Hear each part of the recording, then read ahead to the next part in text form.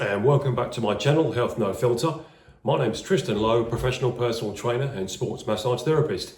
And the title of today's short episode is Personal Trainer. For those of you who are watching on YouTube, you can see in the thumbnail, I'm holding up that sign. I think that kind of gives the game away. All right, let's talk about my profession, qualification and career as a personal trainer. I'm now in my 17th year of providing personal training and sports massage therapy to people up and down the country. I've worked in Lincoln, Yorkshire, Nottinghamshire, Northamptonshire, and so here I am now, year 17. I'd like to just give you a quick, brief indication or introduction, into what a personal trainer is. The first thing is we're not fitness instructors, we're not life coaches, we're not motivational speakers. Those different professions or careers have all got their place in different industries, and whilst we can be motivational, we can be a good ear for empathy, sympathy, understanding. We are not here to stroke your back and or cut your hair, okay? Because I wouldn't know how to do that for starters. So here we are. I come from a fitness background. I started in sports at the age of 11 in martial arts, and I grew from 5'9" to 6'4" throughout my 20s. So I switched from martial arts to basketball. And in basketball as well, I got into weight training, weightlifting, cycling, swimming, golf, walking, trekking, hiking and mountain climbing. And all of those sports and fitness have given me a good understanding of how the body works and responds and recovers. But also studying in 2008 to become a sports massage therapist, I started to get a better understanding of more anatomy and physiology of how the human body works in the systems, the different systems in the body, the nervous system, the respiratory system, the circulatory system, the skin, the musculoskeletal system, all the digestive, all those different parts of the body and how they work individually, but at the same time with symbiosis.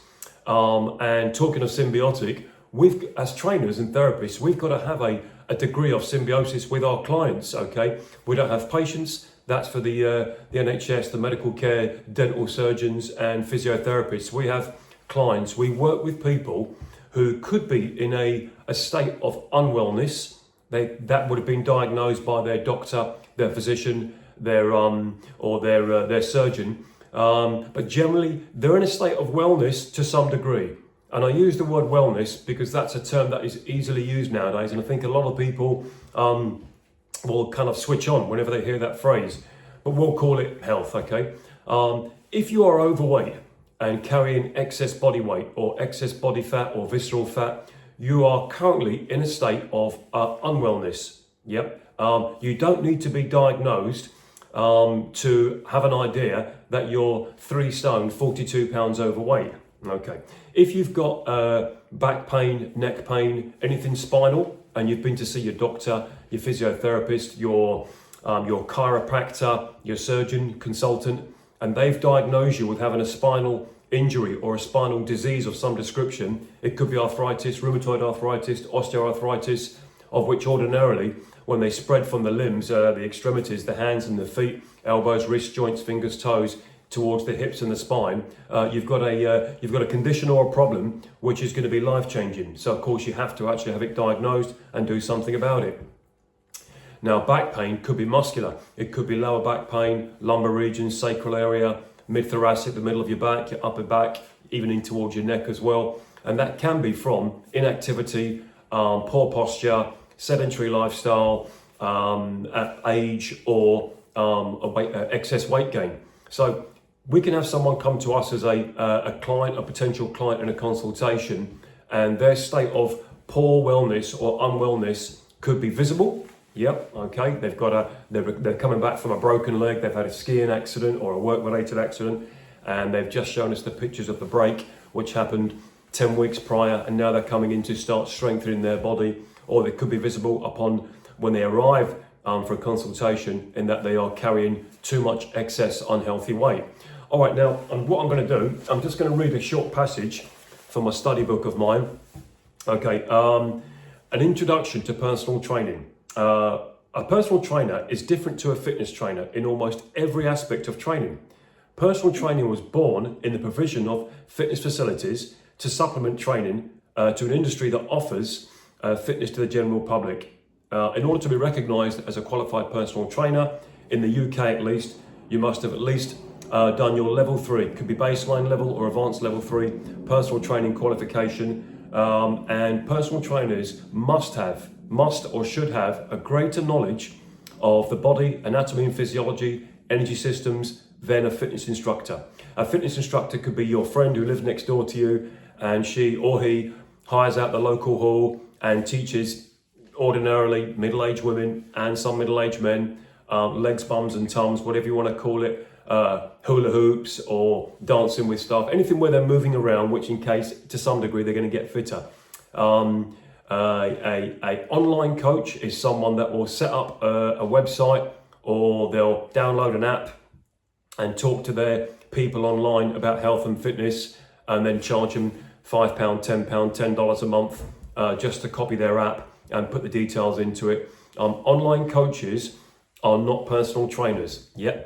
If you go on YouTube, you go on Google, anything like that, or around the world, and you find a fitness plan from Dave in Alabama or Carol in Newcastle in the UK, or wherever you are, and they are giving away fitness plans or nutrition plans online to you, and you have to pay a stipend, £1, $1, £5, $5, doesn't matter.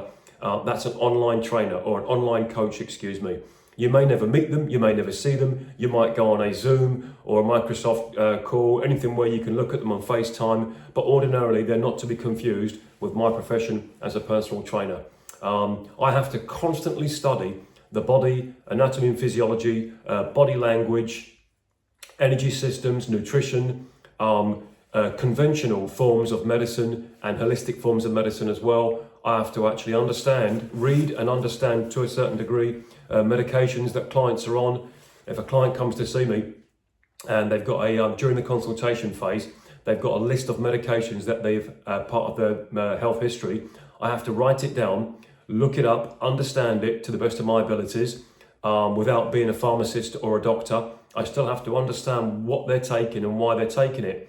And it's incumbent upon the client to consult with the doctor or the prescribing or the psychiatric doctor or the pharmacist for how long they should stay on that medication. That's not down to me, but I have to understand it, and also to have a degree of knowledge about medications. And that way, if a client comes in and one day they tell me they're going to start taking a weight loss drug, some kind of pharmaceutical to reduce body fat, anything like that, I've got to be at the very least open to discussion to look into it and do some research on it. A personal trainer is not there to pick up a dumbbell or a medicine ball or a barbell for you. Yes, we do that in our daily work, but that is not our profession. Anyone can pick up a dumbbell or a barbell or a medicine ball and pass it to you and put it in your hand. Now it's different. If John or Jill is physically they're of an age, let's say 70 and above, and they struggle to pick anything up, then yes, I'll put it in their hand. I'll take something away from a client just to make their movement around our studios and their transition from one exercise to another easier. But that is not our profession, okay? We're not here to just hold your hand. We're here to guide you through, help you, and hopefully work with you so you can actually build up that physical strength, that muscular endurance, the cardiovascular fitness, the core stability, and the understanding, but equally the good habits and the self-discipline, so you can train without us as well. All right. Okay, personal trainers' roles within the health continuum. Okay, we work with the medical, injured, we work with physiotherapists, fitness trainers, nutritionists, dieticians. So if you come to me, you come to see your trainer, and you're currently working with a dietitian, a qualified dietitian, not someone who tells you they are. Always do your research and make sure that he or she is qualified and with some history behind them. I would advise you not to actually start taking any sort of food sources that you've never taken before, any nutrition from someone who tells you but they don't do it themselves, yeah? So if you come across a nutritionist or a dietitian that looks to your eye test physically unhealthy or unwell, if they are overweight, do not take advice from visibly overweight dietitians or nutritionists. Now you may think, Well, they're not going to be, because they're a dietitian and nutritionist. A dietitian or a nutritionist means they've studied nutrition. They've studied food and supplements. That doesn't mean to say they actually practice it themselves, yeah? So just a quick warning, if you take on a dietitian or a nutritionist, whether it be from a private clinic or through the NHS, anything like that, if that person, he or she, is visibly overweight, okay, to you, to the eye, yep, do not take advice from that person. In the same way, do not take advice from overweight personal trainers. Now, when I say overweight, if a personal trainer is overweight, let's just say his name's, I don't know, Lee or Lisa from anywhere in the world, yeah? And he or she has, they've actually gone on a weight gain diet. They've deliberately added body weight. Let's say 12 to 20 pounds of weight, 1 to 1.5 stone, something like that, because they're bulking up, they're putting on weight, because they're training in either bodybuilding or strongman or strongwoman competitions. That's different. That person has deliberately done that to add mass and weight for a particular sporting event, and at some time throughout the year in their cycle they'll take the weight off. But other than that, do not take any advice from overweight personal trainers, because they do exist. I've seen them myself, yeah?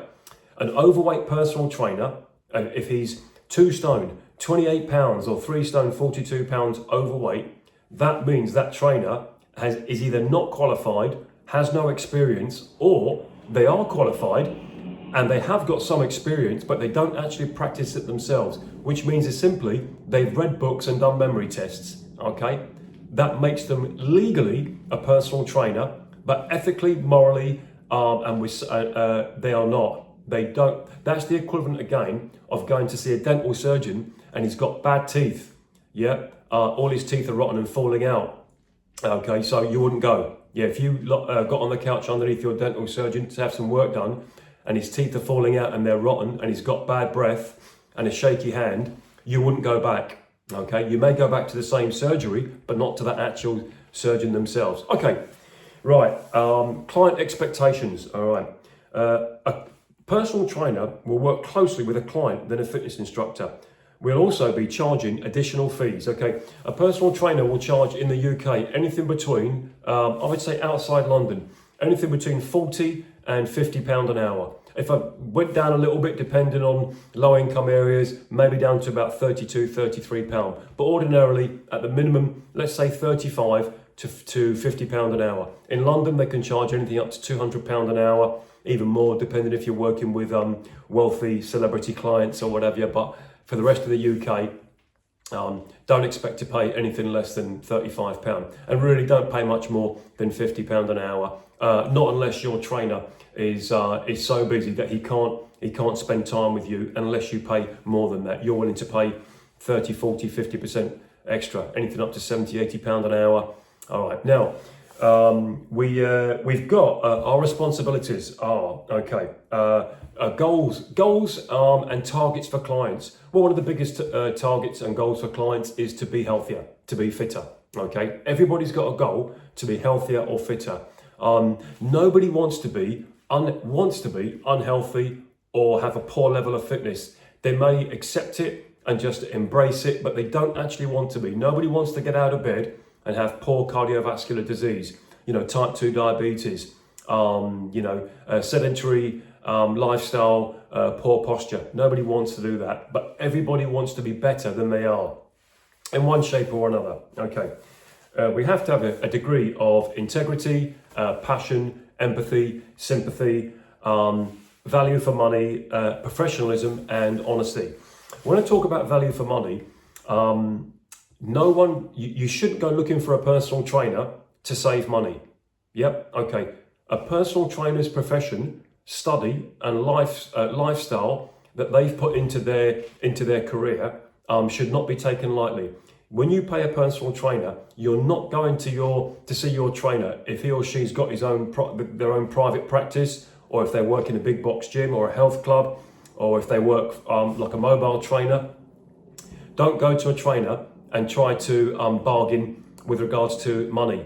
You do that with your bank manager. You do that with your stocks and shares.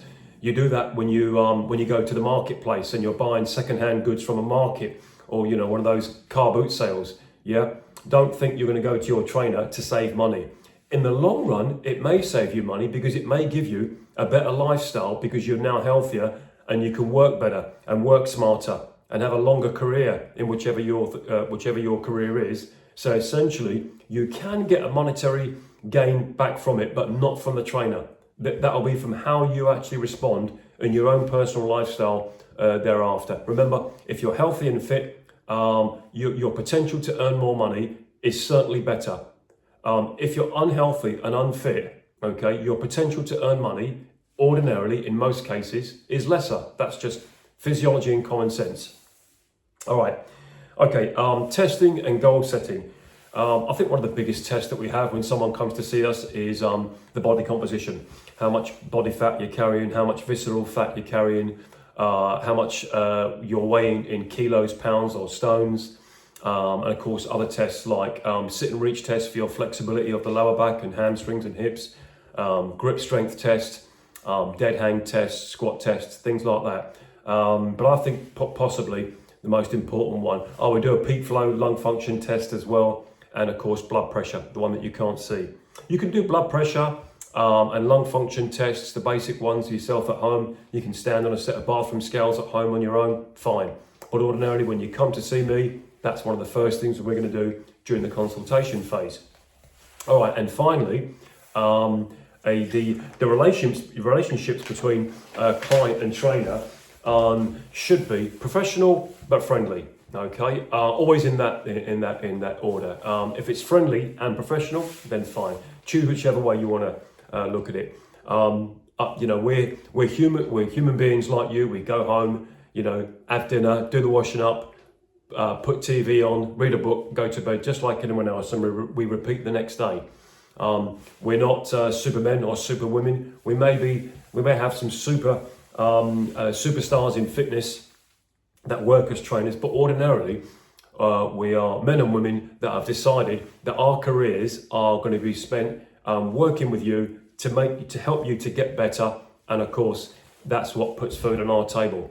Okay, it doesn't make us rich and famous. Okay, what it does is gives us a good lifestyle and a good understanding of human behavior, psychology, without being a psychologist, body language. I've studied body language on 2 occasions. Now, we study it all the time by using our eye test, but I've actually gone to seminars and workshops to study body language. And quite often, what I learned does actually play out into real life situations. I try not to overread it, because otherwise we can come to a conclusion that's incorrect. But otherwise, we go by the eye test as well. The other side is, if a client books our time, what they're saying is they are willingly and legally, of their own choice, giving us their hard-earned time and of course, their hard-earned money. And they'll book us for whatever it be, from 6 in the morning till 10 at night, depending on where you work and what you do. Ordinarily, I don't work at 6 in the morning or 10 o'clock at night. Been there, done that. I've been in the industry for long enough now not to have to do that. However, what I would say, if you book your trainer's time, and you pay that trainer up front, which ordinarily you should do, you are reserving the trainer and his or her building or room or gym. You are essentially saying that you are going to pay your money to book in with your trainer, which subsequently prevents other people from doing that. You are stopping other people from booking that trainer. It doesn't matter if you only go to see your trainer once a week or 5 times a week. If you book 5 appointments with your trainer, Monday to Friday, and you're on a weight loss plan for anything between 10 and 12 weeks, you have decided that you're going to reserve that trainer's time, and therefore, if you cancel on your trainer, a late cancellation, it depends on where you go. Usually it's 24 hours. I've heard about places that will charge you for the appointment up to 48 hours. If you've cancelled in less than 48 hours, some trainers will deduct that from your account or your package. However, I work with a 24-hour policy. And what that does, that can install a sense of accountability, respectability, and harmony between the trainer and a client. So never go to your trainer and book his or her time and then expect to cancel or late cancel whenever you feel like it and not be charged. You should always be happy. If I booked a golf lesson or a climbing lesson and then I cancelled it at the last minute or less than the time agreed between myself and the climbing pro or the golf pro, I would expect to pay for that. You are booking the trainer and you're preventing other people from booking that trainer for that time. So it actually has a ripple effect, but actually it has just as much ripple effect on you as the client, so make sure that unless it's an absolute out and out emergency, once you've booked your trainer's time, you actually turn up and arrive and enjoy that good relationship that you build up and reap the rewards. Don't late cancel or continually cancel and wonder why you're not getting fit or you're not losing weight. That's just plain and simple understanding of what's expected, good manners, good behavior, and hopefully good habits going forward.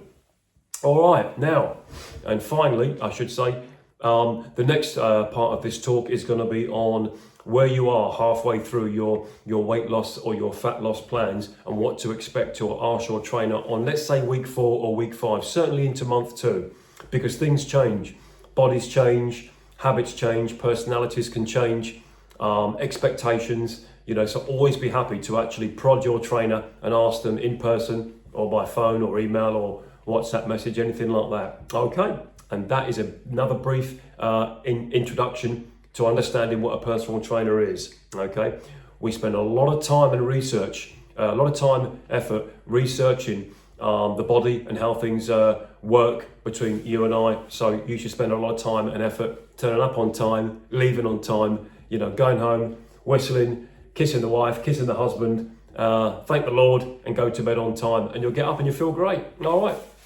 The channel is Health No Filter. My name's Tristan Lowe and you'll find me in Lincoln City. If you'd like to book an appointment with me, contact me on info@goodcondition.co.uk. Please feel free to like, comment and subscribe to the channel. We're on YouTube, Spotify, Amazon Music and Apple Podcasts, LinkedIn and Facebook, all the socials. Happy New Year once again. Thanks for listening. Thanks for watching. Until the next one, bye for now.